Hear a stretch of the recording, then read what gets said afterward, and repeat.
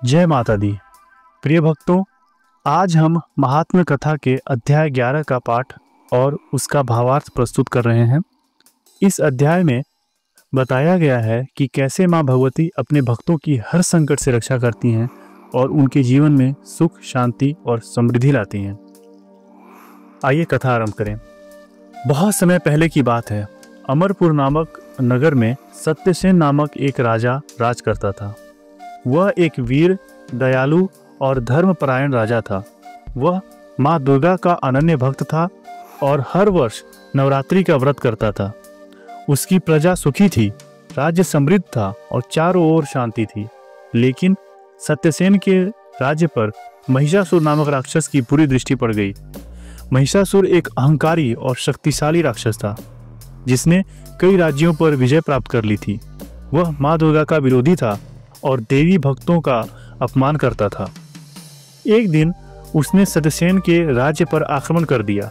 सत्यसेन की सेना ने वीरतापूर्वक युद्ध किया, लेकिन महिषासुर की शक्ति बहुत अधिक थी। राजा चिंतित हो गए और उन्होंने माँ भगवती की शरण ली। राजा सत्यसेन ने अपने राजमहल में नवरात्रि अनुष्ठान आरंभ किया। उन्होंने 9 दिनों तक माँ दुर्गा का व्रत रखा और देवी के महामंत्रों का जाप किया। नवरात्रि के 9वें दिन जब राजा ने कन्या पूजन किया, उसी रात माँ भगवती ने उसे स्वप्न में दर्शन दिए और कहा, वत्स, चिंता मत करो, मैं स्वयं तुम्हारी रक्षा करूंगी और अधर्म का नाश करूंगी। अगले दिन जब युद्ध का समय आया तो अचानक आकाश में बिजली चमकी और माँ दुर्गा प्रकट हुई। उन्होंने अपने त्रिशूल से महिषासुर का वध किया और अधर्म का नाश किया। राजा सत्यसेन और उसकी सेना ने यह दिव्य दृश्य देखा और भाव विभोर होकर माँ को प्रणाम किया।